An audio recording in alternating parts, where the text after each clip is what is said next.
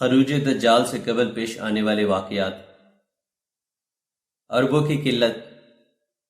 سیدہ ام شریک رضی اللہ عنہ بیان کرتی ہیں کہ انہوں نے رسول اللہ صلی اللہ علیہ وآلہ وسلم کو یہ فرماتے ہوئے سنا،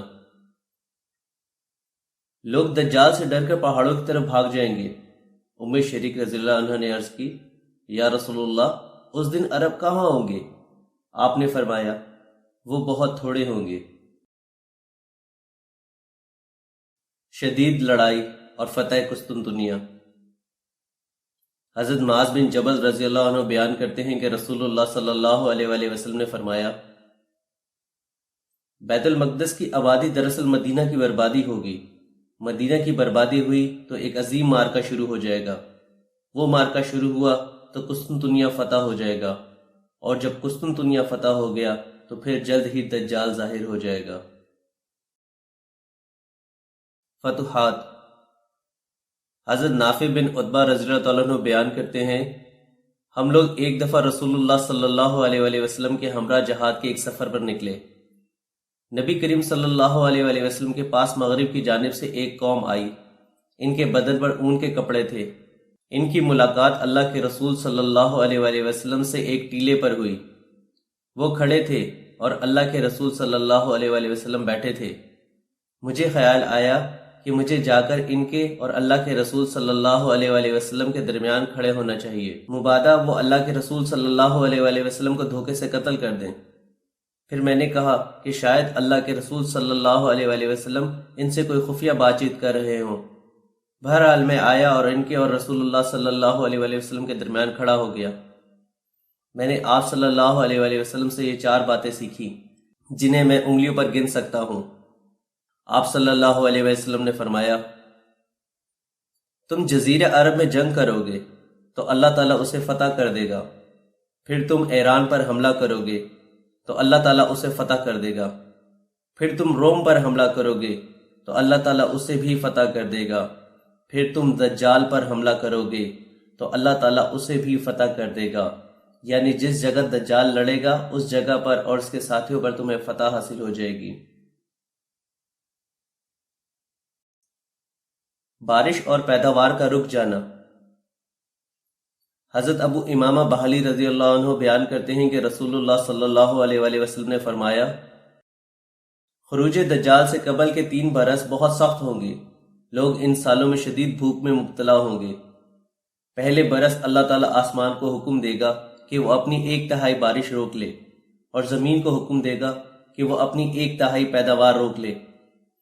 پھر دوسرے برس آسمان کو حکم ہوگا کہ وہ اپنی 2/3 بارش روک لے، اور زمین کو حکم ہوگا کہ وہ اپنی 2/3 پیداوار روک لے۔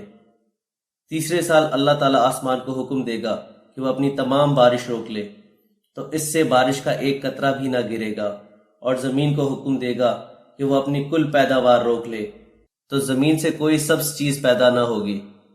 روئے زمین پر جو بھی کھر والا جانور ہوگا، یعنی گائے، بھینس، بکری وغیرہ، ہلاک ہو جائے گا، مگر جسے اللہ چاہے گا بچا لے گا۔ فتنوں کی کثرت اور لوگوں کا باہمی اختلاف۔ حضرت عبداللہ بن عمر رضی اللہ تعالیٰ عنہما سے روایت ہے کہ نبی صلی اللہ علیہ وآلہ وسلم نے ایک طویل حدیث میں ارشاد فرمایا، پھر خوشحالی کا فتنہ ظاہر ہوگا جو ایک ایسے شخص کے قدموں سے اٹھے گا جو میرے اہل بیت سے ہوگا۔ وہ خود کو میرے خاندان میں خیال کرے گا، مگر در حقیقت اس کا مجھ سے کوئی تعلق نہ ہوگا، کیونکہ میرے دوست تو فقط متقی ہیں۔ پھر لوگ ایک ایسے شخص پر متفق ہو جائیں گے جو ایسے ہوگا جیسے پسلی پر سرین۔ لوگ ایک ایسے شخص کو اپنا بادشاہ بنانے پر متفق ہو جائیں گے جو اپنی جہالت کے باعث بادشاہت کے لیے کسی صورت موزوں نہ ہوگا، اور نہ وہ امور معاملات پر قابو پانے کی اہلیت رکھتا ہوگا، جس طرح کہ ایک پسلی بڑی بھاری سرین کا وزن برداشت نہیں کر سکتی۔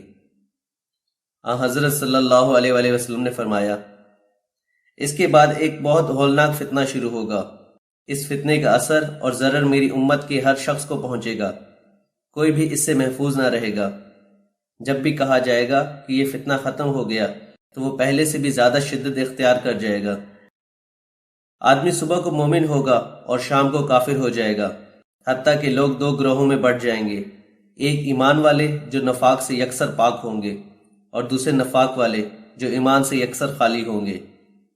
جب یہ حالات ہو جائیں تو اس وقت دجال کا انتظار کرنا، اسی روز آ جائے یا اگلے روز ظاہر ہو جائے۔ 30 دجالوں اور کذابوں کا خروج۔ حضرت سمرہ بن جندب رضی اللہ تعالیٰ عنہ بیان کرتے ہیں کہ رسول اللہ صلی اللہ علیہ وآلہ وسلم نے فرمایا، اللہ کی قسم قیامت اس وقت تک قائم نہیں ہوگی جب تک 30 جھوٹے ظاہر نہ ہو جائیں۔ ان میں سے سب سے آخری کانت دجال ہوگا، جس کی بائیں آنکھ ممسوح یعنی مٹی ہوئی ہوگی۔ دجال کیسے ظاہر ہوگا؟ حضرت تمیم الداری رضی اللہ تعالیٰ عنہ کی دجال اور جساسہ والی حدیث میں گزر چکا ہے کہ دجال اس وقت ایک سمندری جزیرے میں قید ہے اور وہ نبی کریم صلی اللہ علیہ وآلہ وسلم کے عہد مبارک میں زندہ تھا۔ وہ ایک عظیم الجثہ شخص ہے۔ تمیم الداری اور ان کے 30 ساتھیوں نے اسے دیکھا کہ وہ زنجیروں میں جکڑا ہوا تھا۔ ان کے اور دجال کے درمیان گفتگو بھی ہوئی۔ اس نے انہیں بتایا کہ وہ دجال ہے اور عنقریب شدید غصے کے عالم میں اس کی زنجیریں ٹوٹ جائیں گی اور وہ اپنی قید سے باہر آ جائے گا۔ دجال کے خروج کا سبب۔ حضرت عبداللہ بن عمر رضی اللہ تعالیٰ عنہ فرماتے ہیں کہ میں مدینہ کے ایک راستے پر ابن سعید سے ملا۔ میں نے اس سے ایک ایسی بات کہی جس سے وہ غصے میں آ کر اس قدر پھول گیا کہ اس کے وجود سے سارا راستہ بھر گیا۔ ابن عمر رضی اللہ تعالیٰ عنہ سیدہ حفصہ بنت عمر رضی اللہ تعالیٰ عنہ کے گھر داخل ہوئے تو ابن عمر کی طرف سے ابن سعید کو غصہ دلانے کی خبر انہیں مل چکی تھی۔ سیدہ حفصہ رضی اللہ تعالیٰ عنہ نے کہا، اللہ آپ پر رحم فرمائے، آپ نے اس سے غصہ کیوں دلایا؟ کیا آپ کو معلوم نہیں کہ اللہ کے رسول صلی اللہ علیہ وآلہ وسلم نے فرمایا تھا دجال صرف اس وقت اپنی قید سے نکل پائے گا جب اسے شدید غصہ آئے گا۔ زمین پر اس کی رفتار۔ نبی کریم صلی اللہ علیہ وآلہ وسلم سے پوچھا گیا دجال کی زمین پر رفتار کیا ہوگی؟ تو آپ صلی اللہ علیہ وآلہ وسلم نے فرمایا، وہ اس بارش کی طرح ہوگا جس کے پیچھے ہوا ہو۔ مطلب یہ ہے کہ وہ بہت تیزی سے زمین کے ہر حصے میں پہنچ جائے گا اور پوری زمین پر گھومے گا۔ حضرت جابر رضی اللہ تعالیٰ عنہ بیان کرتے ہیں کہ رسول اللہ صلی اللہ علیہ وآلہ وسلم نے فرمایا، دجال اس وقت نکلے گا جب لوگوں میں دین کی کمی ہوگی اور علم ختم ہو چکا ہوگا۔ وہ زمین میں 40 روز تک پھرے گا۔ ان میں سے ایک دن ایک سال کی طرح ہوگا، ایک دن ایک مہینے کی طرح اور ایک دن ایک ہفتے کے برابر ہوگا۔ بعد ازیں باقی ایام تمہارے عام دنوں کی طرح ہوں گے۔ اس کے پاس ایک گدھا ہوگا جس پر وہ سوار ہوگا۔ اس کے دونوں کانوں کے درمیان 40 ہاتھ کا فاصلہ ہوگا۔ وہ لوگوں کے پاس آ کر کہے گا، میں تمہارا رب ہوں، حالانکہ وہ ایک آنکھ سے کانا ہوگا اور تمہارا رب ہرگز ایسا نہیں ہے۔ اس کی دونوں آنکھوں کے درمیان کاف فا را لکھا ہوگا۔ ہر مومن اسے پڑھ لے گا، چاہے وہ پڑھا لکھا ہو یا نہ ہو۔ وہ ہر پانی اور چشمے کے پاس سے گزرے گا مگر مکہ اور مدینہ میں داخل نہ ہو سکے گا، کیونکہ اللہ تعالیٰ نے ان دونوں شہروں کو اس پر حرام کر دیا ہے اور فرشتے ان شہروں کے دروازوں پر پہرا دیں گے۔